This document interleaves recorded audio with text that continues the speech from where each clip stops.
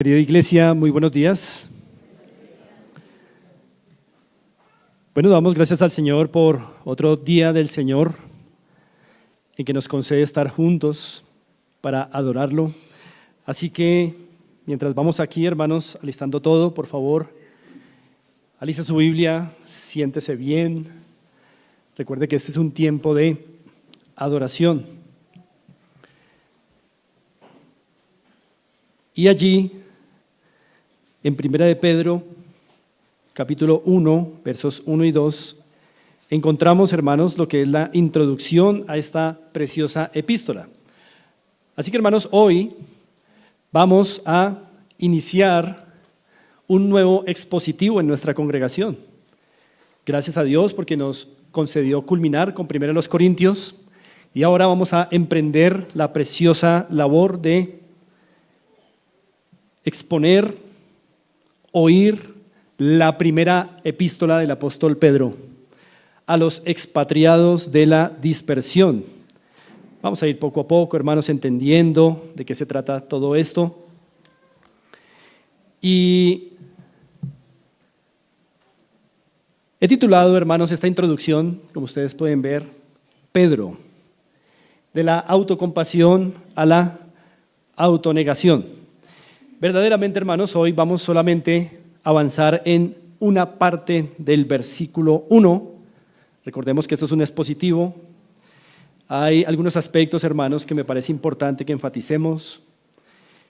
Y vamos a quedarnos solamente hoy con esa expresión, Pedro, apóstol de Jesucristo. Esto nos va a ayudar, hermanos, a contextualizar bien esta carta. Y lo primero que quiero que veamos, hermanos, de esta primera carta es algo acerca de su estructura. Mis hermanos amados, vamos a hablar de cosas que de pronto son un poco técnicas. Por supuesto, vamos a hacerlo sencillo para todos. Pero mis hermanos, si no hacemos esta introducción, va a ser difícil que le saquemos el mayor provecho a las exposiciones que vamos a tener de Primera de Pedro. Primera de Pedro, hermanos, es una epístola, por un lado, muy rica temáticamente, muy rica temáticamente. Tenemos en la primera epístola cristología, tenemos eclesiología, tenemos soteriología, tenemos vida práctica. Es una carta corta, pero muy rica temáticamente, pero a la vez es una epístola que guarda un eje temático a lo largo de sus 5 capítulos. Así que, hermanos, por eso es importante que primero nos relacionamos con su estructura para después poder, hermanos, entender bien de qué se trata todo esto. Ahora, volvamos a mirar, hermanos, los versos 1 y 2 del capítulo 1, porque esta es una carta, es una epístola, hermanos, y por lo tal sigue el patrón normal de una carta. A ver, recordemos, hermanos, cuál es el patrón normal de una carta. Son 4 partes. Una, la introducción. Después, el saludo. Luego del saludo, el cuerpo. Y luego, al final, la conclusión. Esas son las partes normales de una carta o de una epístola. Recordemos esas 4 partes. Una introducción, luego un saludo, luego el cuerpo como tal de la epístola, el cuerpo temático y finalmente una conclusión. Usted puede ver ahí en los versos 1 y 2 tanto la introducción como el saludo. Pedro, apóstol de Jesucristo, a los expatriados de la dispersión en el Ponto, Galacia, Capadocia, Asia y Bitinia, elegidos según la presciencia de Dios Padre en santificación del Espíritu, para obedecer y ser rociados con la sangre de Jesucristo. Hasta ahí, ¿qué iría? La introducción. Y hermanos, qué introducción, ¿no? Esto nos va a tener entretenidos un tiempo. Y luego viene el saludo. Gracia y paz os sean multiplicadas. Luego, a partir del versículo 3, hermanos, hasta el capítulo 5, verso 11, mírenlo por favor, va a lo que llamamos el cuerpo epistolar.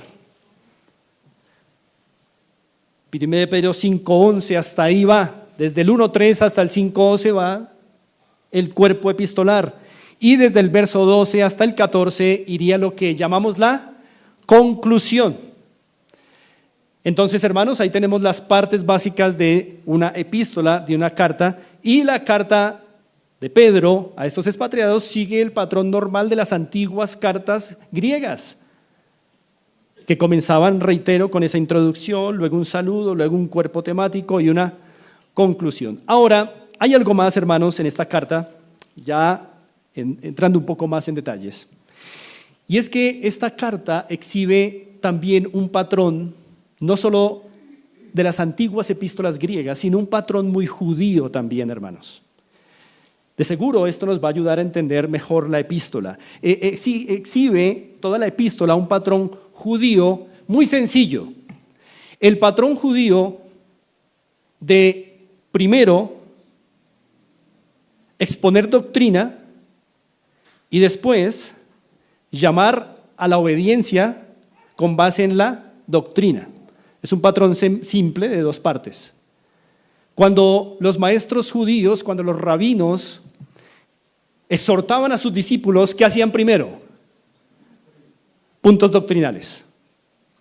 Y después de los puntos doctrinales, ¿qué hacían? Aplicaciones.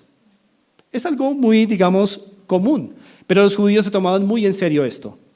Cuando querían impartir exhortaciones, entonces primero doctrina, después un llamado a la obediencia práctica. Y hermanos amados, Pedro en su primera epístola exhibe, hermanos, este patrón. Primero, como ustedes ven ahí en la presentación, unas indicaciones, una doctrina y después un llamado a la obediencia práctica. Hermanos, esto es muy importante porque con Pablo ya estábamos acostumbrados y estamos acostumbrados a ver eso. Miren, hermanos, recuerden, ustedes cuando leen una epístola del apóstol Pablo, en los primeros capítulos que encuentran, doctrina, ¿cierto? Y de un cierto punto hacia allá, ¿qué empiezan a encontrar? Empiezan a encontrar exhortaciones a la vida práctica basadas, esas exhortaciones, en las doctrinas de los primeros capítulos. Por eso usted ve, por ejemplo, una carta famosa de Pablo, Romanos. Los 11 primeros capítulos son decididamente doctrinales, pero cuando comienza el capítulo 12, ¿cómo comienza el verso 1? Os ruego, hermanos, por las misericordias de Dios. Y empieza hasta el final del capítulo 16 a dar exhortaciones a la obediencia. Hermanos, eso es un típico patrón judío de exhortación. Primero se pone lo doctrinal y después de lo doctrinal se va a lo práctico, llamado a la obediencia práctica. Bueno, hermanos, Pedro no es una excepción en esta primera epístola, pero, debo aclarar algo, pero Pedro tiene una particularidad que no encontramos en Pablo. Bendito sea Dios. Hay esa diversidad entre los autores bíblicos o escritores bíblicos, pero Pedro tiene una particularidad que no encontramos en Pablo, y es que el método paulino de exhortar es primeros capítulos en un solo libro o en una sola carta, primeros capítulos doctrina y los últimos capítulos exhortación práctica. Pedro no va a hacer eso en su primera epístola, es decir, no van a encontrar como 3 primeros capítulos doctrinales y los 2 finales, un llamado práctico. No van a encontrar eso. Lo van a encontrar en las epístolas de Pablo, pero en primera de Pedro, como ustedes observan ahí, vamos a encontrar un modelo de segmentos. ¿Qué quiere decir eso? Que a lo largo de los 5 capítulos de la epístola vamos a encontrar un segmento, 2 segmentos, 3 segmentos, 4 segmentos, 5 segmentos, y en cada segmento todo un círculo que comienza con, primero, un argumento cristológico, doctrina. Después, un llamado al creyente respecto a lo que tiene que hacer con el pueblo de Dios. Y después un llamado al creyente respecto a lo que tiene que hacer o lo que tiene que entender con respecto a la vida de los incrédulos y su papel entre los incrédulos. Muy bonito ese segmento. Y termina ese segmento, Pedro, y vuelve a comenzar con doctrina y exhortación. Termina ese segmento y vuelve a comenzar con doctrina y exhortación. Así que, hermanos, por eso Primera de Pedro es una epístola muy dinámica. Ustedes van a encontrar que Pedro da argumentos cristológicos, llama a la aplicación, vuelve a dar otro argumento cristológico, llama a la aplicación, y esto no es desorden. Es una manera de organizar la labor exhortativa a la iglesia por obra del Espíritu Santo. Esto es precioso. Déjenme darle un ejemplo de cómo Pedro maneja, hermanos, estos segmentos. Por ejemplo, mire usted ahí el capítulo 1. Miremos los versos 10 y 11. Dice así: los profetas que profetizaron de la gracia destinada a vosotros, inquirieron y diligentemente indagaron acerca de esta salvación. Verso 11. Escudriñando qué persona y qué tiempo indicaba el Espíritu de Cristo que estaba en ellos, el cual anunciaba de antemano los sufrimientos de Cristo y las glorias que vendrían tras ellos. Preciosos versos. Ahí, hermanos, les acabo de mostrar un ejemplo de cómo Pedro va colocando puntos cristológicos. Cristología. Lo acabamos de ver, ¿verdad? Ahora, a la luz de lo que estoy mostrándoles, esperaríamos que después de esto, ¿qué viniera? Los llamados.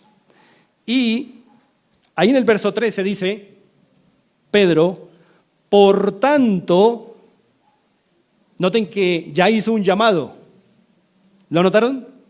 Por tanto, ceñid los lomos de vuestro entendimiento, sed sobrios y esperad por completo en la gracia que se os traerá cuando Jesucristo sea manifestado.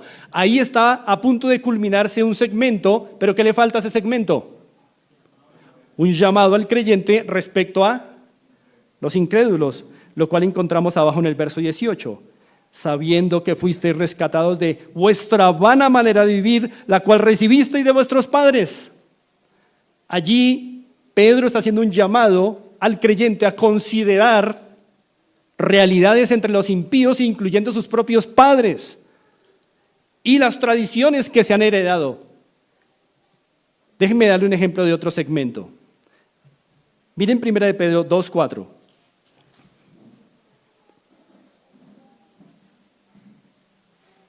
Acercándoos a él, piedra viva, desechada ciertamente por los hombres, mas para Dios escogida y preciosa. ¿A quién se está refiriendo Pedro ahí?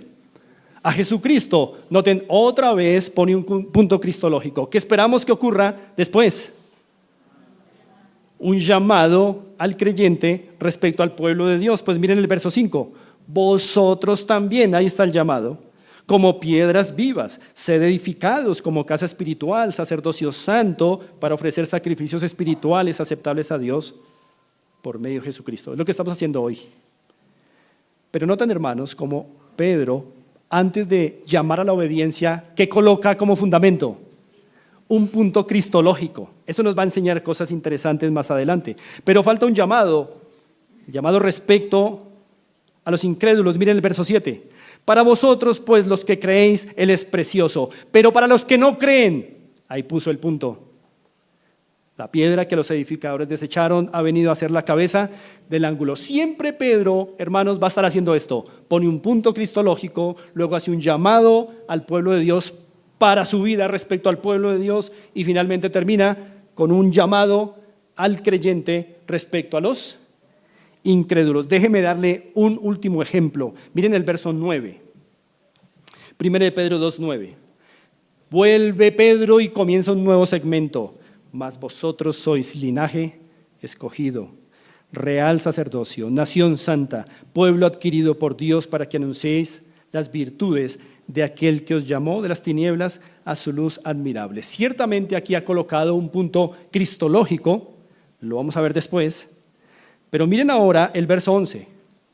Con base en eso dice, amados, yo os ruego como a extranjeros y peregrinos, que os abstengáis de los deseos carnales que batallan contra el alma. Es un llamado a la obediencia cristiana. Pero luego en el verso 12, ¿qué dice? Manteniendo buena vuestra manera de vivir entre ¿quiénes? Los que no conocen al Señor, los incrédulos, los gentiles, para que en lo que murmuran de vosotros, como de malhechores, glorifiquen a Dios en el día de la visitación al considerar vuestras buenas obras. Mis hermanos, acabamos de ver entonces cómo Pedro va a estructurar su primera epístola, ¿correcto? Recordemos, va a poner siempre un punto cristológico como base y con base en eso va a demandar del creyente una obediencia, pero también le va a llamar a obedecer en medio de los incrédulos. Entendido eso, ¿para qué nos sirve a nosotros como iglesia, hermanos, aprender esta estructura petrina? Es decir, ¿para qué nos sirve a nosotros saber que así el apóstol Pedro estructuró su primera epístola? Hermanos, para muchas cosas. Primero, saber que Pedro estructuró así su epístola nos dice que ningún cristiano, hermanos, debería intentar vivir su cristianismo sin un fundamento cristológico. Si Pedro, el apóstol, en cada segmento de su epístola, colocó primero un punto cristológico antes de llamar a la obediencia, bien entre creyentes, bien frente a los incrédulos, es porque Pedro nos quiere comunicar que el cristiano no puede pretender vivir su vida o su cristianismo sin un fundamento cristológico. Hermanos queridos, un poco más sencillo para todos es que todo lo que hagamos como cristianos, día a día, debería estar precedido por un principio, no solo escritural, pero por un principio cristológico. Asegurarnos de que lo que estamos decidiendo, haciendo, pensando, realmente procede de la vida de Jesucristo. Y por eso me encanta la estructuración de Pedro. Pedro va llamando a la obediencia al cristiano, no sin antes haber puesto un fundamento cristológico. Y hermanos, Pedro tuvo que aprender en su vida esto que plasmó en su primera epístola. Ustedes se acuerdan, hermanos, en una anterior enseñanza que compartí, que hablábamos que el Señor en un momento de la vida de Pedro, cuando dio su gran confesión, ¿recuerdan? Tú eres el Cristo, el Hijo del Dios viviente, dijo Pedro.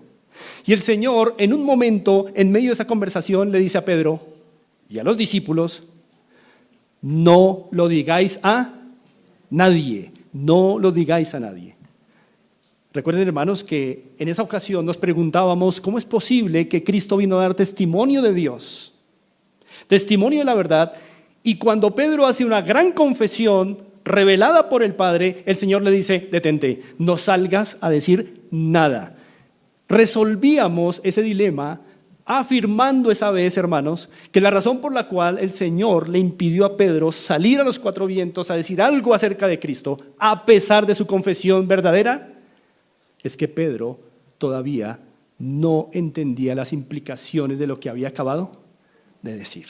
¿Recuerdan, hermanos? Si Pedro ese día hubiera salido a decir, oigan, Cristo es el Hijo del Dios viviente, hubiera comunicado inmaduramente un mensaje presentando al Hijo de Dios como un siervo no sufriente, sino como un siervo que de una vez iba a venir a traer las glorias. Por eso el Señor tuvo que aclarar, yo primero tengo que morir. Lo recordamos, ¿verdad? Así que Pedro primero tuvo que entender en su propia vida que tenía que quedarse callado antes de salir a dar un mensaje, que primero tenía que conocer a su Salvador. Ya después de Pentecostés, hermanos, Pedro puede salir a distintas partes a decir, Cristo es el Hijo del Dios viviente. Había caminado con su Señor, había aprendido quién era Él, mucho mejor de lo que en Mateo 16 se registra. Ahora sí podía hablar. Por eso es que tampoco, hermanos, en nuestras iglesias podemos imponer las manos con ligereza. Porque se entiende que alguien que comunica el evangelio tiene que hacerlo con gran fundamentación y haber caminado con el Señor para poder hacerlo y seguir haciéndolo. Pero se supone que todo miembro de la iglesia debe, en el mismo sentido, lograr hablar de su Señor con tal propiedad que muestra que ha caminado con Él por mucho tiempo. Por eso esta estructura, hermanos, es valiosa. Pero hay algo más, hermanos, que esta estructura nos dice a usted y a mí en esta mañana. No solo que todo lo que hacemos debe estar estructurado en la cristología, sino también nos dice la manera en que un cristiano en verdad muestra que es un cristiano, hermanos. ¿Por qué creen que Pedro estructuró su carta diciendo, aquí les dejo esto acerca de Cristo, obedezcan entre creyentes, pero también vivan así entre incrédulos? ¿Por qué creen que Pedro estructuró así esta epístola? Hermanos, de principio a fin, Pedro nos quiere decir que el verdadero cristianismo no solo se vive con otros cristianos, sino también se comprueba con la manera en que vivimos entre los incrédulos, hermanos, incrédulos. Podemos ser unos con el pueblo de Dios, pero podemos ser otros compartiendo con no creyentes. Y cuando eso pasa, la primera epístola de Pedro nos diría que eso no es un cristianismo verdadero. Por eso es que Pedro, afortunadamente, ha estructurado así su epístola, para decirnos que cuando uno asume un punto cristológico, cuando uno entiende más de Cristo, se supone que eso tiene que ir en dos vertientes resultantes. Una, en que mi vida entre cristianos debe ser fructífera, pero dos, que mi vida entre incrédulos debe ser muy testimonial para gloria de Dios por medio de Jesucristo. Por eso, hermanos, no es confiable cuando alguien entre creyentes es muy piadoso, es muy precioso, muy gentil, muy lindo con los creyentes, pero cuando se junta con incrédulos o está en medio de incrédulos, su vida es otra. Eso no es verdadero cristianismo. No en la estructura que Pedro nos enseña en su primera carta. Pero hay algo más que a mí, y quiero que a ustedes también, hermanos, en esta mañana, que a mí me enseña esta estructura. Y es, hermanos, que así pueden ser los sermones de un pastor. Así pueden ser los sermones de los que predicamos, hermanos. ¿Cómo sería un sermón tipo Pablo? Un sermón tipo Pablo sería una buena porción de tiempo dedicada a la instrucción doctrinal y hasta el final dejar ¿qué? Las aplicaciones, ¿cierto? Pero ¿cómo sería un sermón tipo Pedro? Va poniendo un punto y de una vez va haciendo aplicaciones. Pone el punto doctrinal y va haciendo aplicaciones. Pone el punto doctrinal y va haciendo aplicaciones. Mis hermanos, está muy bien. Eso nos dice que puede haber variedad en los sermones. A veces ustedes nos escucharán a nosotros dando media hora o 40 minutos de doctrina y unos 10, 15 o 20 minutos finales de aplicaciones prácticas. Un método paulino. Pero también nos podrán escuchar ir dando indicativos doctrinales y al mismo tiempo ir ¿qué? Dando imperativos prácticos. Hagan esto, hermanos. Así que esta estructura nos enseña varias cosas muy buenas para la vida como iglesia. Y con esto, hermanos, quiero motivarlos a vivir y estudiar la primera epístola de Pedro. Muy bien, quiero pasar ahora a revisar cuál es el argumento general de esta epístola. ¿De qué se trata Primera de Pedro, hermanos? ¿De qué se trata? Quiero que por favor en este momento usted trate de, sé que la ha leído completa, trate de recordar algo de Primera de Pedro. recuerde algo de Primera de Pedro. Sé que usted ha leído esa epístola completa. Trate de recordar algo y a partir de ese algo trate de entender, trate de recordar, trate de inferir cuál es el argumento de la epístola.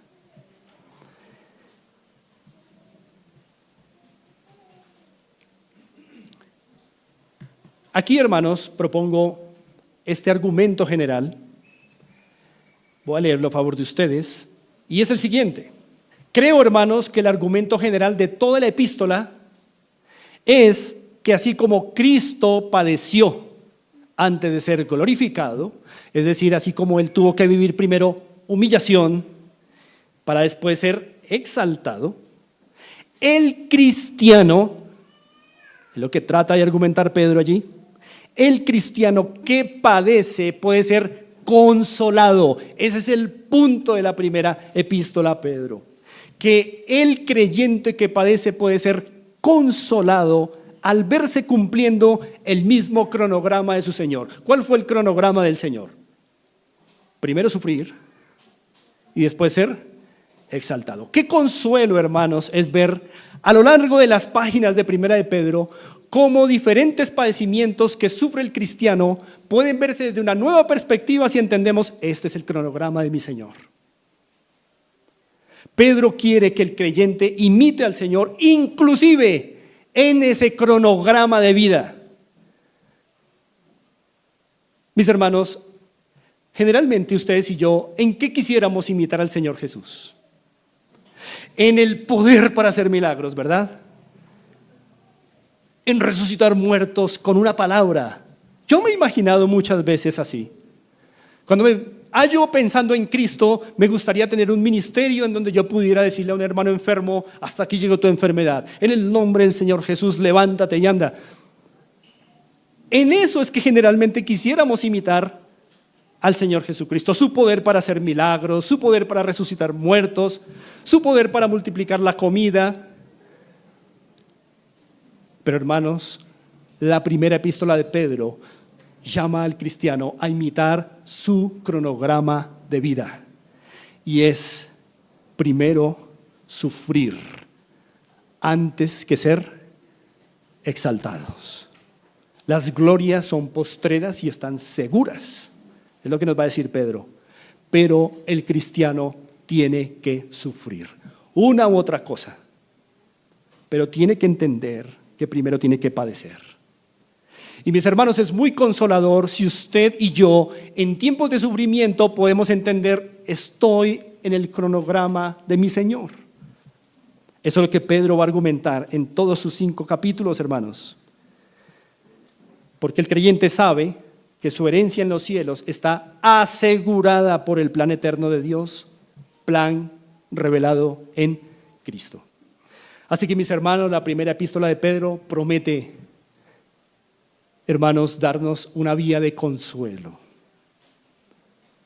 Una vía de consuelo a los sufrimientos, a los padecimientos. Creo que todos, hermanos, en este mundo como cristianos padecemos, sufrimos, pero va a ser muy consolador ver en detalle cómo Pedro expone ese consuelo para el cristiano a la luz del cronograma de Cristo.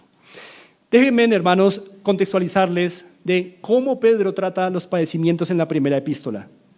Por ejemplo, hermanos, Pedro dice que para un cristiano sufrir no debería ser extraño. Miren, hermanos, para ustedes y para mí, los sufrimientos no son extraños. Cuando usted dice, ¿por qué a mí? ¿Qué está diciendo? Que le está pasando algo extraño. Y Pedro dice, no debería ser extraño para el cristiano sufrir. Es un punto que él coloca. Miremos 1 Pedro capítulo 4, versos 12 y 13. Lo que pretendo hacer, hermanos, es empaparlos un poco de las generalidades de la epístola. Los versos 12 y 13 dicen así: Amados, no os sorprendáis del fuego de prueba que os ha sobrevenido, como si alguna cosa extraña os aconteciese. Reitero, hermanos, a ustedes y a mí, las crisis nos toman por sorpresa porque decimos, ¿Y por qué a mí? Lo que Pedro nos va a decir en su primera epístola es: no debería ser así. Es decir, no debería ser extraño, como acaba de decir. Miren el verso 13. Sino gozaos, por cuanto sois participantes de los padecimientos de Cristo, para que también en la revelación de su gloria os gocéis con gran alegría. Así trata Pedro en su primera epístola los sufrimientos como circunstancias providenciales de Dios que no deberían ser para nosotros extrañas. Pero hermanos, hasta la muerte, nuestra carne va a ver como extrañas las circunstancias difíciles. Lo que hay que hacer es pronto reaccionar y decir: esto no debería ser extraño. Y como dice Pedro en el verso 13, sino gozaos. Pues hermanos, eso requiere fe. Pero ya veremos algo más de eso. ¿Saben qué más enseña Pedro de los sufrimientos en su primera epístola? No solo que no deberían ser extraños, sino que hay dos clases de sufrimientos. Y que Pedro va a exponer solo una clase de sufrimientos, los otros no. Pedro dice que hay una clase de sufrimientos legítimos y son los providenciales. Pero él dice que también hay otra clase de sufrimientos y Pedro dice: por favor, no sufran esos sufrimientos, y son los resultantes de nuestro pecado. Hay sufrimientos providenciales y hay sufrimientos por causa de nuestro propio pecado. Pedro nos va a enseñar esa diferencia en su primera epístola. ¿Saben por qué es útil? Porque ustedes y yo a veces asumimos que estamos pasando por una prueba y, mis hermanos, resulta que no es una prueba. Resulta que es el sufrimiento por haber pecado. Eso no es ninguna prueba, hermanos. Y tenemos que aprender en nuestra vida a hacer distinción, y cada vez que nos veamos en sufrimientos, reflexionar en oración y decir: Señor, ¿esto es providencial para mi desarrollo o es por mi pecado? Miren, por ejemplo, 1 de Pedro 2:20.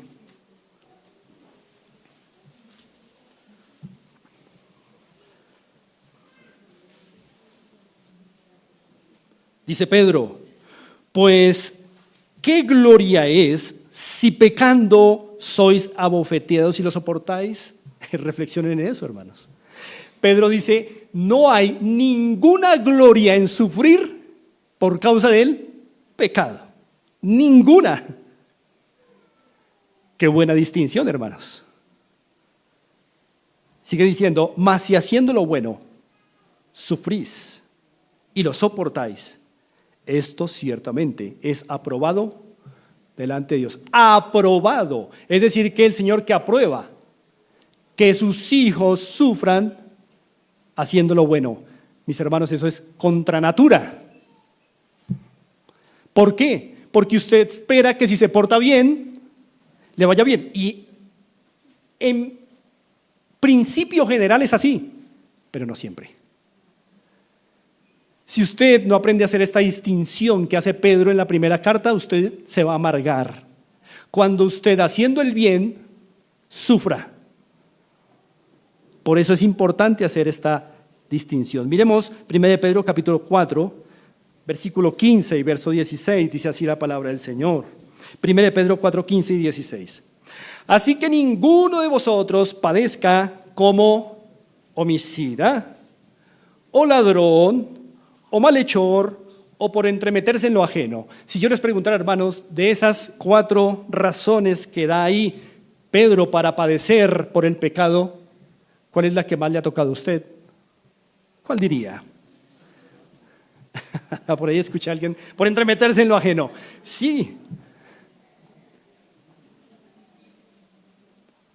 Lo que Pedro quiere, hermanos, entonces establecer es: por favor, pueblo de Dios, sufran, porque esto es el plan de Dios, pero no sufran, por favor, por su pecado.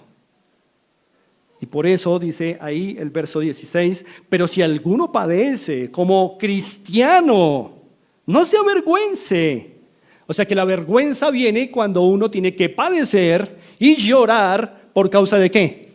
Del pecado. Pero si es por causa de ser cristiano, no se avergüence. Más bien, gracias Señor, tú eres soberano, me estás formando, estás haciendo limpieza, santidad en nuestra vida. Glorifique a Dios por ello. Esa es la manera en que Pedro trata aquí los sufrimientos. Me encanta una frase editada del Dr. Sproul que dice lo siguiente: aunque Primera de Pedro está dirigida principalmente a los cristianos perseguidos, estos principios de esta carta se aplican a todo tipo de sufrimiento, independientemente de la causa, siempre y cuando no se haya originado por el pecado de la persona. Mis hermanos, por eso ruego que por favor no confundamos la primera epístola de Pedro y vengamos a hallar consuelo en ella cuando estamos llorando por nuestro pecado. En vez de venir a Pedro llorando por nuestro pecado, tenemos que ir al Señor, arrepentirnos y dejar el pecado. Pero si estamos sufriendo como cristianos, vengamos a Primera de Pedro y hallemos allí consuelo, hermanos. Algo importante de los sufrimientos que también Pedro trata aquí está en capítulo 3. Miren conmigo. Primera de Pedro, capítulo 3, versículo 17. Y lo que Pedro nos va a insistir en su primera epístola también es que todos los sufrimientos, no los que son por consecuencia del pecado, no, los otros, todos los sufrimientos que no son por causa del pecado son según la voluntad de Dios. Dice el verso 17, porque mejor es que padezcáis haciendo el bien, noten, si la voluntad de Dios así que lo quiere, que haciendo el mal. Es decir, que en muchas ocasiones en la vida del cristiano será la voluntad de Dios que pasemos por cosas difíciles aún cuando estamos haciendo ¿qué? Lo correcto, y cuando estamos haciendo las cosas bien y estamos viviendo en santidad. Y si no entendemos eso, nos vamos a amargar, hermanos. Por eso, cuando usted está viviendo una vida limpia delante del Señor y aún vienen cosas muy desafortunadas para su vida, pero usted ve que tal vez otros cristianos caminan chuecos en la vida cristiana y les va muy bien, no se amargue. Usted es el privilegiado. La formación es para usted. El desarrollo es para usted. El crecimiento es para usted. Siéntese gozoso y glorifique a Dios por ello. Eso también en la primera epístola Pablo nos lo va a explicar muy bien. Miremos 1 Pedro 4:19.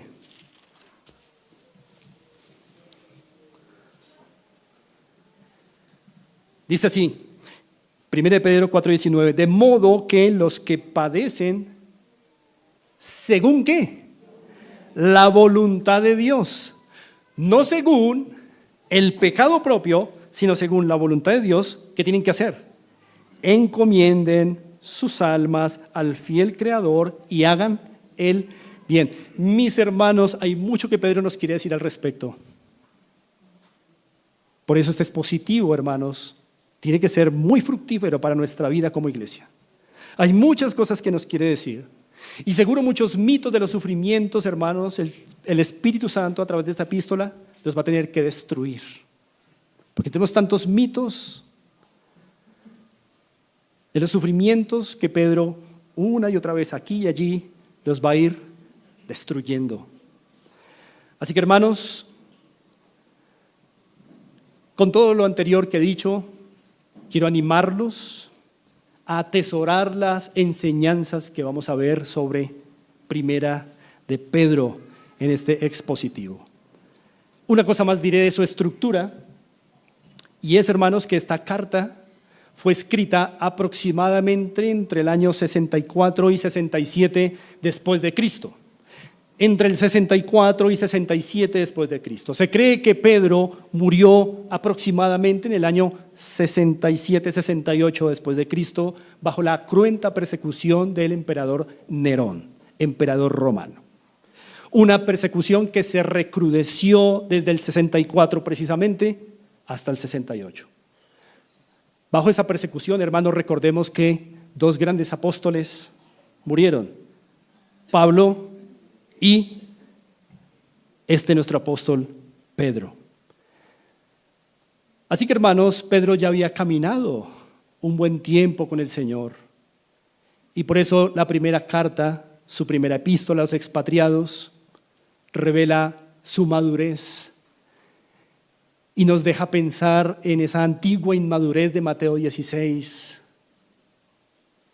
en esa antigua inmadurez de cuando negó al Señor Jesucristo, esa antigua inmadurez de incluso cuando tuvo que ser reprendido en público por Pablo, ¿recuerdan eso? Y nos muestra un hombre ya más maduro, un guerrero en el Señor, un guerrero de la gracia del Señor, humilde. Espero, hermanos, que todos podamos decir así de nuestra vida al final. Por último, hermanos, terminaré con, habiendo visto la estructura de la carta, con el nombre de esta epístola o el nombre del autor de esta epístola y su oficio. ¿Qué dice 1 Pedro 1:1? Pedro, apóstol de Jesucristo. Muy bien, hermanos. Pedro. La palabra Pedro o el nombre Pedro es un nombre que Cristo mismo le dio a este discípulo. No fue un nombre que sus padres le dieron. El nombre Pedro se lo dio el Señor Jesucristo allí en un evento, ya lo vimos, en Mateo capítulo 16. Fue el Señor. Su nombre original era Simón, pero el Señor le dio un nuevo nombre y este fue Pedro, del arameo Cefas o Kefas, y significa roca. No significa una piedrita, como generalmente se ha interpretado, hermanos. Significa roca. Es decir, que el Señor Jesús llamó a Pedro la roca. Y a ustedes y a mí nos da cierto miedo con ese significado, porque ¿quiénes más afirman que Pedro es la roca? El catolicismo romano. Y claro, como no queremos parecer ni católicos romanos, ni queremos entender el papel de Pedro en la iglesia como lo entienden los católicos romanos, entonces nos vamos al otro extremo y decimos, no, Pedro significa una piedrita pequeña, la roca es Cristo. No, hermanos, tranquilos. No tenemos que hacer esos malabares lingüísticos. Si afirmamos que Pedro en griego significa roca. Cuando Cristo dijo, sobre esta roca edificaré mi iglesia, no se está refiriendo a Cristo mismo. Tranquilos, hermanos, que si decimos que Cristo va a edificar su iglesia sobre Pedro, no nos estamos volviendo católicos romanos. Simplemente, hermanos, se está asumiendo una verdad que se ve a lo largo del Nuevo Testamento, y es que Pedro, como representante de los apóstoles, será el fundamento sobre la cual el Señor irá edificando su iglesia. ¿Por qué? Porque los apóstoles fueron los únicos autorizados para portar la verdad y para ser mensajeros de la verdad, es decir, de manera inspirada, hermanos. Y eso no se puede decir de un hombre hoy día. Por eso fueron fundamento de la iglesia. Los apóstoles, representados aquí por Pedro, son la roca de la iglesia, sobre la cual Cristo, a través de la verdad revelada por boca de apóstoles, ha estado por 2000 años edificando su iglesia, mis hermanos. Así que no nos dé miedo decir que Pedro significa roca. Sé, hermanos, que antiguamente, incluso en esta iglesia, teníamos otro concepto al respecto, ¿no? Y como no queríamos parecer católicos, entonces decíamos, no. Cuando Cristo dijo, sobre esta roca edificaré mi iglesia, se está refiriendo a Él, y Pedro significa una piedrita pequeña. No, mis hermanos, no nos dé miedo afirmar que Pedro, como representante de los apóstoles, constituye la roca sobre la cual el Señor ha edificado su iglesia. Cuidado, hermanos, yo no estoy diciendo que Pedro es el primer obispo de Roma. Ni estoy diciendo que Pedro inició la práctica de la sucesión apostólica. Estoy diciendo que Pedro, como los demás apóstoles, son la roca autorizada para portar la verdad de Dios y llevarla al mundo en una manera en que nadie más lo ha podido hacer en el mundo, inspirados por el Espíritu Santo. Por eso son el fundamento. Por eso perseveraban en la doctrina de ¿quiénes? Los apóstoles, porque son la roca de la iglesia, hermanos. Además, recuerden que en Mateo 16 sería impropio que Cristo dijera yo voy a edificar, es decir, un edificador, y que a la vez dijera que yo soy la roca. No puede ser las dos cosas a la vez. O es el edificador o es la roca. Pero no puede ser voy a edificar mi iglesia y yo soy la roca. Es impropio. Claro que Cristo es una roca, pero en este contexto no, en otros contextos. No en el de Mateo 16. En el de Mateo 16, ¿Cristo qué es? El edificador. Pedro es la roca. Muy bien, hermanos.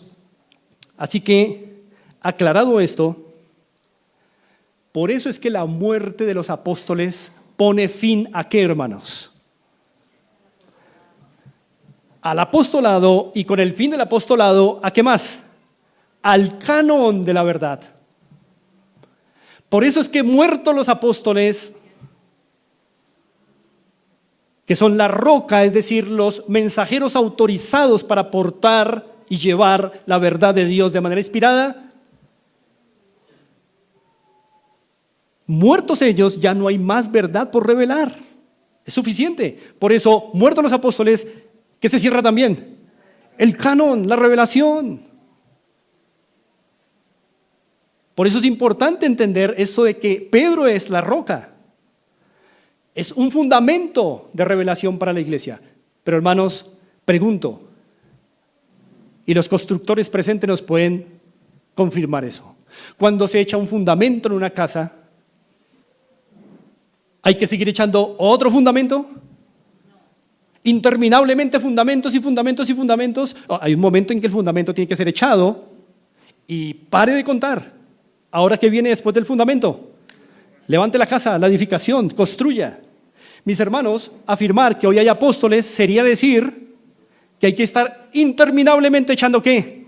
El fundamento y el fundamento y el fundamento. Por eso es que es importante interpretar, como Cristo lo hizo, de que Pedro es la roca, como representante de los apóstoles. Es un fundamento sobre el cual Cristo ha venido construyendo su iglesia, porque Él y los demás apóstoles fueron los mensajeros únicos de la revelación de Dios. Y muertos ellos, ya el Señor no da más revelación.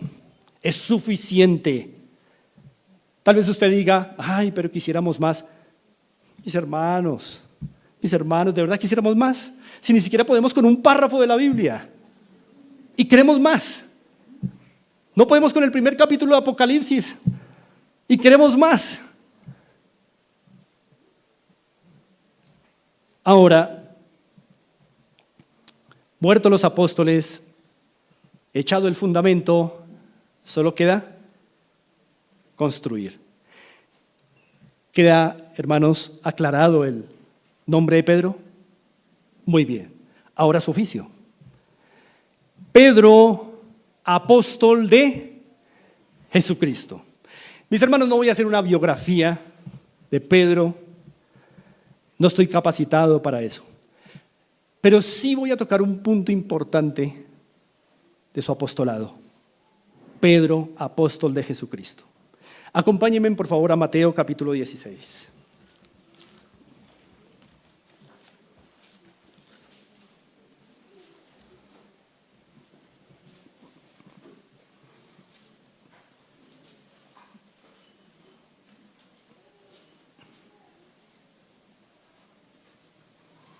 Leamos los versos 22 y 23. Leo a favor de ustedes, dice así la palabra del Señor. Entonces Pedro, tomándolo aparte, comenzó a reconvenirle. es decir, al Señor, diciendo: Señor, ten compasión de ti, y en ninguna manera esto te acontezca. Pero él, es decir, Jesús, volviéndose, dijo a Pedro: quítate delante de mí, Satanás. Me eres tropiezo porque no pones la mira en las cosas de Dios, sino en las de los hombres. Esto no requiere explicación porque esto ya lo hemos explicado, hermanos.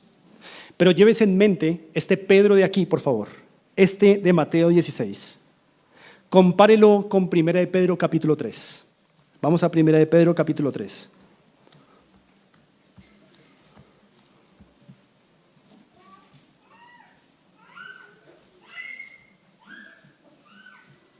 Tenga en mente el Pedro de Mateo 16 que acaba usted de observar.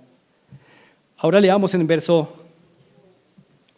17 y 18 del capítulo 3, dice así: porque mejor es que padezcáis haciendo el bien, si la voluntad de Dios así lo quiere, que haciendo el mal. Porque también Cristo padeció una sola vez por los pecados, el justo por los injustos, para llevarnos a Dios, siendo a la verdad muerto en la carne, pero vivificado en el Espíritu. Hermanos amados, ¿notan una diferencia en el Pedro de Mateo 16 al Pedro de su primera carta? Impresionante esa diferencia. Impresionante. En Mateo 16 es un hombre de autocompasión. En 1 de Pedro 3 es un hombre de autonegación para la gloria del Señor, en imitación al Señor. Qué gran cambio ha ocurrido en este siervo del Señor que ahora se describe a sí mismo como lo que en verdad es un apóstol de Jesucristo. Hermanos, ahora vemos a un Pedro que en verdad podía salir al mundo y decir: Jesucristo es el Hijo de Dios. Pero ¿ustedes creen que en Mateo 16 Pedro hubiera salido a dar un buen mensaje de Jesús? Por eso el Señor le dijo: cállate, aprende. Has confesado lo correcto, pero no entiendes lo que has confesado. Y mis hermanos, para mí esto es muy instructivo. ¿Qué significa ser apóstol? La palabra apóstol significa un emisario, un embajador. ¿Qué hace un embajador y un emisario? Representan los intereses de otro. ¿Me hago entender? ¿Creen ustedes que en Mateo 16 Pedro hubiera representado muy bien los intereses de su Señor? Pero ahora lo hace. Ahora representa muy bien a su Señor. Después del tiempo, después de caminar con el Señor. Así que ahora Pedro es un apóstol con mayor entendimiento en su primera epístola, un mayor entendimiento de su llamado como emisario, embajador. Con esto que nos dice, nos está mostrando a usted y a mí que Pedro ahora está muy preparado para representar muy bien a su Señor y Salvador. Lo estamos nosotros, hermanos. ¿Qué ven los demás de nosotros como emisarios? No diré apóstoles, pero mensajeros de su mensaje, de sus intereses. ¿Ven los demás que estamos representando bien los intereses ajenos de nuestro Señor? Hermanos,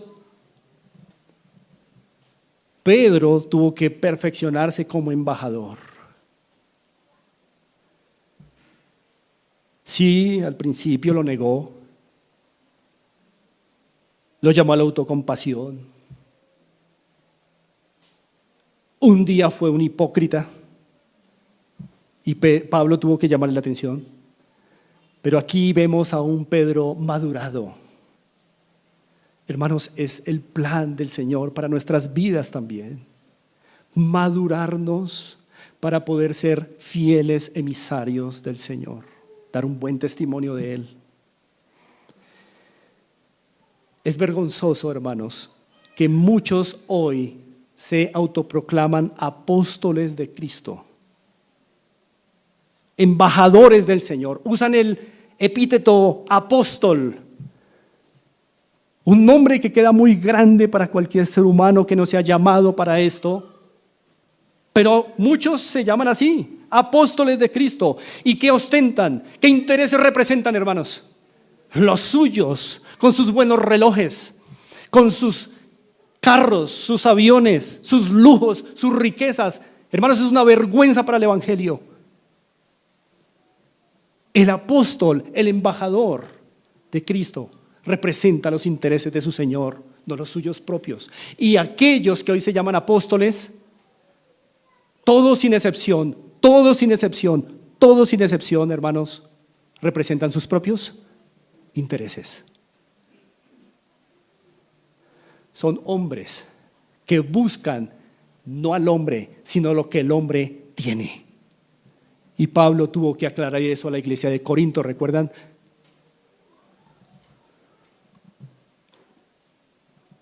No busco lo vuestro, dijo Pablo, sino a quién busco. A ustedes. No me interesa lo que tienen, me interesan sus vidas. Eso es un apóstol, hermanos. Pero los apóstoles de hoy, ¿qué les interesa? No las vidas, lo que tienen en sus bolsillos. Y de ahí es muy fácil pasar a desbaratar hogares, adulterios y demás. Y ustedes saben los escándalos que ha habido, hermanos, por no comprender este tema. Pedro, apóstol de Jesucristo. ¿Qué apóstol, hermanos? Tuvo que aprender caminando con el Señor, a ser humilde. Ahora recordemos, hermanos, ¿qué es un apóstol verdadero? Primero recordemos que un apóstol verdadero en las Escrituras es uno que es llamado y comisionado directamente. ¿Por quién? Por Cristo, directamente. No a través de un sueño, no a través de una ilusión, no a través de una señal. No, directamente, cara a cara. El apóstol primero se identifica en las Escrituras porque el Señor directamente, cara a cara, lo comisionó, lo llamó al ministerio de gobernar la Iglesia universal y transmitir la verdad revelada de Dios. Segundo, un verdadero apóstol se caracteriza porque fue un testigo ocular del Cristo resucitado, lo vio resucitado. Pero hay una tercera característica. Un verdadero apóstol que ya cumple los dos requisitos anteriores es un hombre dispuesto a renunciar a todo, incluso a su propia vida, ¿por causa de quién? Del que lo llamó. Eso es un apóstol. Hermanos, ¿hay apóstoles hoy? De ninguna manera. Actualmente ningún hombre cumple los tres requisitos a la vez. Podría ser que hoy hayan hombres que digan lo tercero: yo estoy dispuesto a entregar mi vida por mi Señor. Bien, ¿eso los hace apóstoles? No, porque tienen que comprobar que Cristo les haya comisionado directamente y segundo, haber sido testigos de la resurrección de Cristo. Y Pablo dijo: al último de todos, a mí se me apareció. Entonces, Benijín miente cuando dijo que vio al Señor resucitado. Miente. Al último de todos, dijo Pablo, a mí se me apareció. Y pare de contar, hermanos. Luego de Pablo no hay más apóstoles. Por eso, hermanos, los autoproclamados embajadores de Cristo, apóstoles de Cristo, hoy día son unos impostores falsos. Y hermanos amados, les ruego por favor, no los escuchen. No los escuchen. No vean sus mensajes. No escuchen sus enseñanzas. Son apóstoles fraudulentos. No buscan sino su propio interés y no el de Cristo. No los escuchen. Hermanos, lo que quiero subrayar con el apostolado de Pedro es que Pedro, de los tres requisitos y marcas de un apostolado verdadero, en principio cumplía dos. Fue llamado directamente por el Señor Jesucristo, ¿cierto? Segundo, fue testigo ocular de su resurrección. ¿Pero cuál le faltaba? Estar dispuesto a entregar su vida por el Señor. Todavía allá en el patio del sumo sacerdote, ¿qué estaba haciendo? Escondiéndose. Después no se esconde, hermanos. Y hay un sentido en el que esto nos habla, hermanos. Miren, podemos sentirnos cómodos con nuestras habilidades. Todos tenemos habilidades, hermanos. Tenemos dones. Usted y yo podemos sentirnos muy cómodos con la capacidad de exhortar, de enseñar, la capacidad de servir, la capacidad de ser liberales, misericordiosos, qué sé yo, hermanos. Podríamos sentirnos cómodos con que cantamos, oramos muy bien, exponemos, hablamos, etc. Pero al final, hermanos, al final, la vida de Pedro me enseña a mí que al final, solamente cuando podemos comprobar que estamos dispuestos a morir por Cristo, a entregar todo lo que somos por Él, en momentos de tentación, en momentos de prueba, entonces verdaderamente podemos decir que somos buenos representantes de los intereses de nuestro Señor. Y la vida de Pedro me anima a eso, hermanos. No fue perfecto, de hecho nunca fue perfecto, pero al principio tuvo muchas luchas, como nosotros, hermanos. Pero el verdadero creyente, en donde la gracia del Señor se está manifestando, al final dirá: ni siquiera mi propia vida, Señor, considero valiosa. Hermanos, la historia nos dice que hubo un episodio en la vida de Pedro al final de sus días. Si fue en el 67 o 68, no lo sabemos, pero por ahí. La tradición nos dice cómo murió Pedro. Ustedes saben que Pedro murió crucificado boca abajo. Pero la tradición nos dice algo interesante, y es que Pedro recibió de un mensajero la noticia de que iba a ser ejecutado por Nerón. Cuando Pedro recibe esa noticia, nos dice la historia, se reúne con sus hermanos y los hermanos en la fe le dicen: Pedro, por favor, huye, y se lo insisten: vete de aquí. Y dice la historia, no sabemos si es real, pero se ha tomado como una tradición fiel. Pedro se fue alentado por los hermanos y escapó a esa amenaza de Nerón. Cuando llegó a la puerta de la ciudad a punto de salir, dice la tradición que él vio a Cristo caminando frente a él. Y Pedro, cuando lo vio, dice la tradición que se asombró. Le dijo: Señor, ¿hacia dónde vas? Dice la tradición que el Señor lo volteó a mirar y le dijo: Pedro, voy a morir otra vez. Y Pedro entendió que el Señor le estaba diciendo: devuélvete y muere por mi causa. Hermanos, Pedro se devolvió. Le dijeron que tenía que ser crucificado como su Señor y él no admitió tal juicio. Dijo: no moriré como mi Señor porque no soy digno de ello. Crucifíquenme, pero boca abajo. Mis hermanos, allí quedó el apostolado de Pedro. No es sino hasta que estamos dispuestos a morir a nuestro pecado, al punto de entregar nuestra vida, que podemos decir: estoy representando los intereses de mi Señor. Podremos ser los mejores expositores, los que mejor cantan himnos, podemos tener muy buenas habilidades, pero si seguimos insistiendo en nuestro pecado, hermanos,